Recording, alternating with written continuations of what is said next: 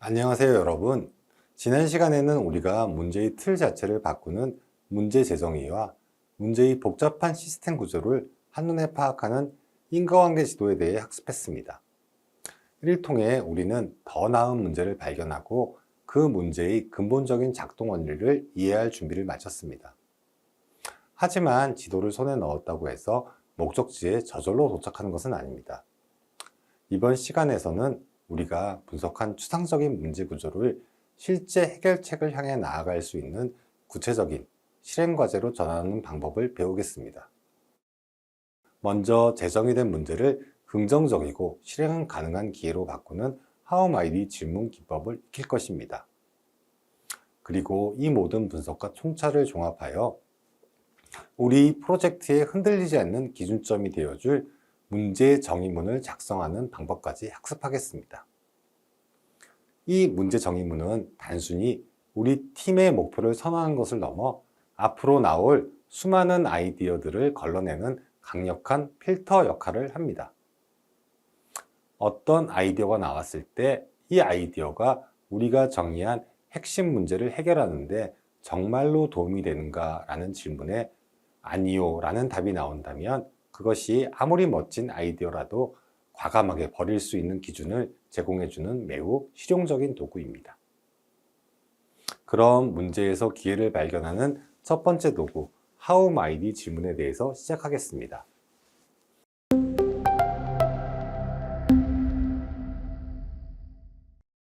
네, 우리 문제의 구조를 파악하고 더 나은 관점에서 문제를 재정의했다면 이제 그 문제를 어떻게 해결할 수 있을지에 대한 구체적인 고민을 시작해야 됩니다. 하지만 문제 그 자체에만 매몰되다 보면 우리는 종종 부정적인 생각에 갇히거나 해결책의 범위를 스스로 좁히곤 합니다. 이때 우리의 관점을 문제에서 기회로 전환시켜주는 매우 간단하면서 강력한 도구가 바로 How might, 줄여서 HMW 질문입니다. HMW는 우리가 발견한 문제나 사용자의 고충 지점을 창의적인 해결책을 유도하는 긍정적이고 개방적인 질문으로 바꾸는 기법입니다. 예를 들어 우리가 발견한 문제가 학생들은 점심시간에 학생 식당 줄이 너무 길어 불만이 많다고 해봅시다. 이 문제에 갇혀 있으면 우리는 어떻게 줄을 줄일까라는 좁은 해결책에만 고민하게 되지만 여기서 HMW의 마법을 적용하면 질문이 어떻게 하면 우리가 점심시간의 대기 경험을 더 즐겁고 효율적으로 만들 수 있을까로 바뀝니다. 질문이 바뀌자 모바일 주문 시스템이나 대기 중 즐길거리 제공 등 훨씬 더 다채롭고 창의적인 해결책의 문이 열리는 것이 느껴지시나요? 이처럼 HMW는 이것은 불가능해 라는 부정적인 장벽을 어떻게 하면 이것을 가능하게 만들 수 있을까 라는 긍정적인 도전 과제로 바꿔주는 것입니다. 이러한 HMW의 질문은 How, Might, We 세 단어의 조합으로 이루어져 있습니다. How는 해결책의 존재함을 암시하며 구체적인 행동을 고민하게 만들고 Might은 정답이 없음을 암시하며 자유로운 아이디어 탐색의 여지를 줍니다. 그리고 We는 이 문제가 우리 팀이 함께 풀어야 할 공동의 과제임을 강조합니다. 하지만 이 세 단어를 조합한다고 해서 모두 좋은 질문이 되는 것은 아닙니다. 좋은 HMW 질문은 적절한 범위를 갖는 것이 중요합니다. 가령 어떻게 하면 우리가 대학 생활을 개선할 수 있을까? 와 같은 질문은 너무 넓어서 막연하고 반대로 어떻게 하면 우리가 학생 식당에서 키오스크를 설치할 수 있을까?처럼 해결책을 정해놓은 질문은 우리의 상상력을 제한합니다. 그 중간에서 어떻게 하면 우리가 학생들이 공강 시간을 더 의미 있게 활용하도록 도울 수 있을까와 같은 질문이 바로 명확한 문제 영역을 제시하면서도 다양한 해결책을 상상하기 좋은 HMW의 질문의 예시입니다. 이처럼 HMW 질문은 문제에 갇혀있던 우리의 시야를 무한한 가능성의 영역으로 넓혀주는 매우 강력한 도구입니다. 그럼 다음 슬라이드에서 실제 문제 사례를 가지고 어떻게 HMW 질문으로 변환할 수 있는지 구체적으로 연습해 보겠습니다. 네, HMW 질문의 개념과 구조를 이해했다면 이제 실제 문제 사례를 가지고 어떻게 이 질문으로 변환할 수 있는지 구체적으로 연습해 보겠습니다. 복잡해 보이지만 간단한 3단계 레시피를 따르면 어떤 문제든 쉽게 HMW 질문으로 바꿀 수 있습니다. 우리가 3주차에서 다뤘던 어르신의 키오스크 사용 문제를 다시 가져와 이 레시피를 따라 보겠습니다. 첫 번째 단계는 인터뷰와 관찰을 통해 발견한 핵심적인 고충 지점을 명확히 하는 것입니다. 페인 포인트를 찾는 것이죠.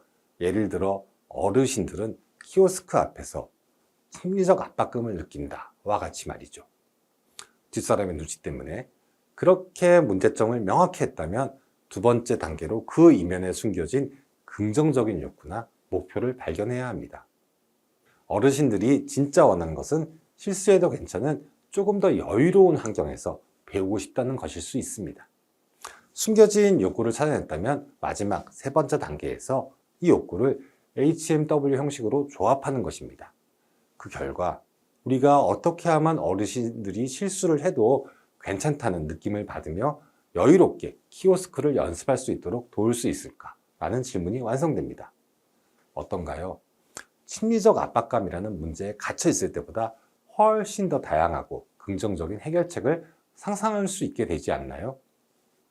연습용 키오스크 도입이나 시니어 전용 시간대 운영 등 심리적 안전망을 만들어주는 다양한 아이디어가 나올 수 있습니다. 자, 하나 더 연습해 보겠습니다. 과거에 다루었던 도서관 자리 예약 앱 문제를 기억하시나요? 학생들은 9시 정각에 앱이 멈출 때 가장 큰 좌절감을 느낀다고 했습니다. 자, 잠시 영상을 멈추고 여러분이 직접 방금 배운 3단계 레시피를 적용해서 이 문제를 HMW 질문으로 한번 바꿔보시겠나요? 네, 좋은 시도들이 많았을 것입니다. 1단계 문제점은 앱이 멈추는 것, 2단계 숨겨진 욕구는 아마도 노력한 만큼 공정한 기회를 얻고 싶다 일 것입니다. 이를 조합하면 우리가 어떻게 하면 시험 기간에 학생들이 도서관 자리를 공정하게 배분받고 있다고 느끼게 할 수 있을까와 같은 질문이 가능하겠죠. 이 질문은 서버 증설이라는 기술적인 해결책만 갖추지 않고 공정성이라는 학생들의 근본적 가치를 충족시켜주는 방향으로 우리의 시야를 넓혀줍니다. 이를 통해 우리는 선착순 예약 방식 외에 추첨제나 시간대별 예약 분산 같은 전혀 다른 차원의 해결책도 고민해 볼 수 있게 됩니다. 이처럼 HMW는 문제를 기회로 전환하는 강력한 첫걸음입니다. 이제 이 모든 분석과 통찰을 종합하여 우리 프로젝트에 흔들리지 않는 북극성을 세우는 방법을 알아보겠습니다.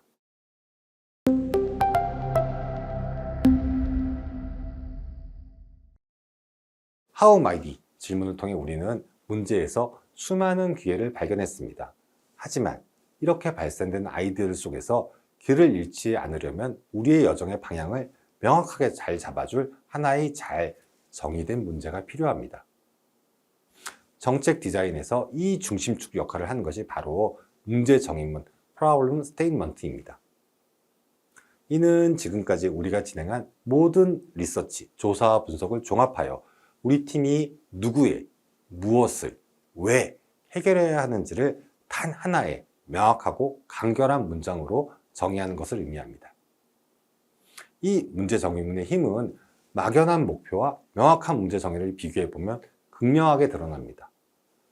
예를 들어 우리가 이전 공부했던 어르신의 키오스크 문제를 가지고 생각해 보겠습니다. 만약 문제 정의를 단순히 우리는 어르신들의 키오스크 문제를 해결할 것이다 라고만 한다면 이 문장은 너무 막연해서 우리가 정확히 누구를 도와줘야 하는지, 그들이 겪는 진짜 어려움이 무엇인지, 그래서 무엇을 해야 할지 전혀 알려주지 않습니다. 팀원마다 각자 다른 문제를 상상하게 만들어 힘을 분산시킬 뿐입니다. 하지만 우리가 진행한 리서치를 바탕으로 다음과 같이 정의한다면 이야기는 완전히 달라집니다. 디지털 정보에 소외된 70대 이상의 어르신들은 뒷사람의 눈치가 보여 키오스크 앞에서 심리적 압박감을 느끼기 때문에 일상생활의 필수적인 주문과 예매를 포기하는 경우가 많다.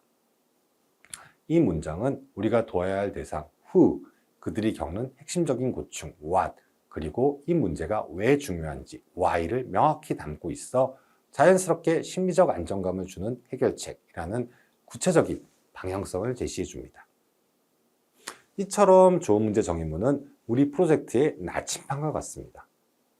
팀원들의 의견이 저마다 다를 때 우리가 나아가야 할 공동의 방향을 제시해주고, 수많은 아이디어가 쏟아져 나올 때 이 아이디어가 정말 우리가 정의한 문제를 해결하는데 정말로 도움이 되는가를 판단하는 의사결정의 기준이 됩니다.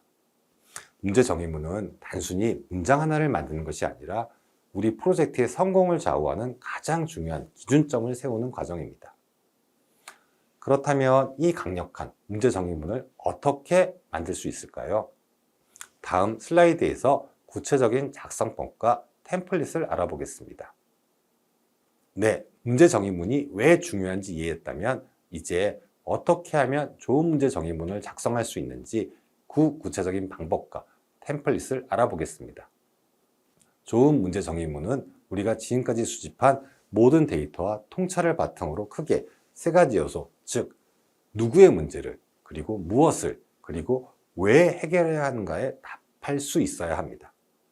이를 위해 간단하면서도 가장 강력한 템플릿은 바로 우리 팀은 어떤 사용자, 어떤 집단은 어떤 어려움에 어떤 문제를 해결하고자 한다.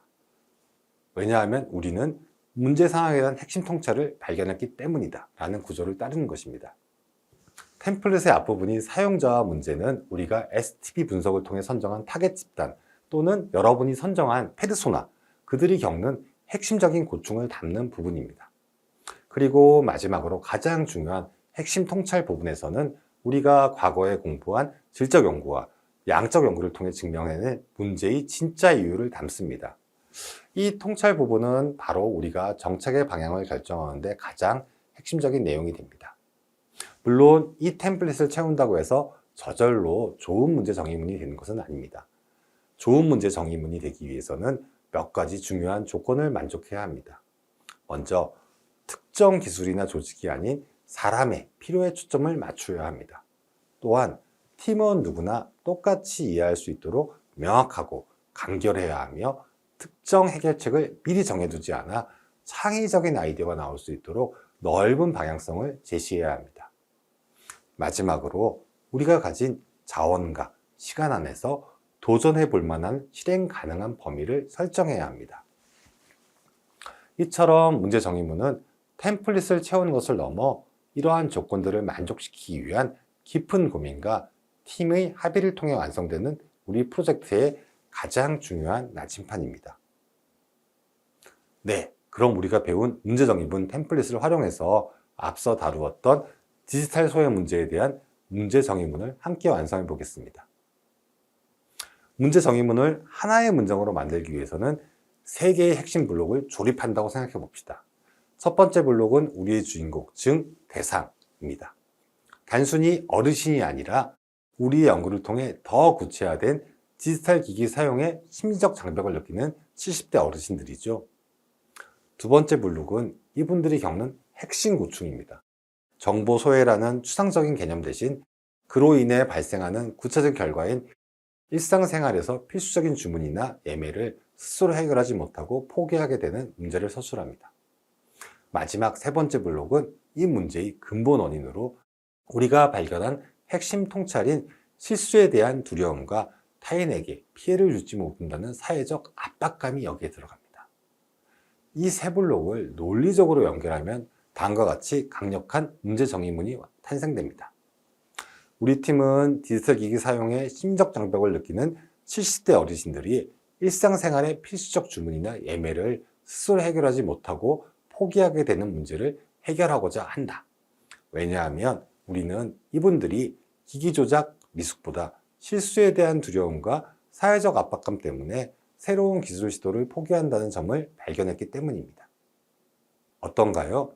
이 문장이 얼마나 강력한지 우리가 배운 좋은 문제 정의문의 조건들을 기준으로 직접 검증해 볼 수 있습니다. 먼저 이 문장은 70대 어르신들의 심리적 압박감이라는 인간의 경험에 초점을 맞추고 있으므로 인간 중심적입니다.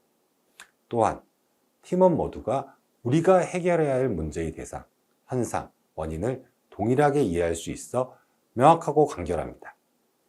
그리고 심리적 압박감 해소라는 방향은 제시하지만 특정 해결책을 강요하지 않아 창의적 아이디어를 위한 충분한 공간을 열어주므로 넓은 방향성을 제시합니다. 마지막으로 모든 노인의 디지털 문제라는 거대한 범위 대신 구체적이고 도전 가능한 범위로 문제를 좁혀주어 실행 가능합니다. 이러한 문제 정의문이 해당 프로젝트에 흔들리지 않은 나침판이 될 것입니다. 네, 이것으로 이번 주 이론 강의를 모두 마치겠습니다. 오늘 우리는 수집된 데이터를 바탕으로 문제의 본질을 명확히 정리하고 해결해야 할 핵심 과제를 도출하는 방법을 학습했습니다. 저희가 실제 오프라인 수업에서는 오늘 배운 도구들을 직접 여러분의 팀 프로젝트에 적용해 볼 것입니다. 크게 3가지 활동을 진행하게 됩니다. 첫째, 팀이 선정한 문제에 대한 인과관계 지도를 그려보며 문제 전체의 시스템 구조를 시각해 보세요. 두 번째는 그 이해를 바탕으로 해결책을 탐색할 수 있는 긍정적인 HMW 질문을 3가지 이상 만들어 봅니다. 그리고 마지막으로 앞선 두 활동의 모든 통찰을 종합하여 팀 프로젝트의 방향을 결정한 최종 문제 정의문을 한 문장으로 완성해 주시기 바랍니다. 이 한 문장이 바로 이번 오프라인 시스템의 핵심 결과물이 될 것입니다. 이 문제 정의문은 앞으로 여러분이 중간 발표에서 프로젝트의 목표를 가장 압축적으로 보여주는 핵심 내용이 될 것이며 앞으로 나올 모든 아이디어를 평가하고 걸러내는 가장 중요한 기준으로 사용될 것입니다.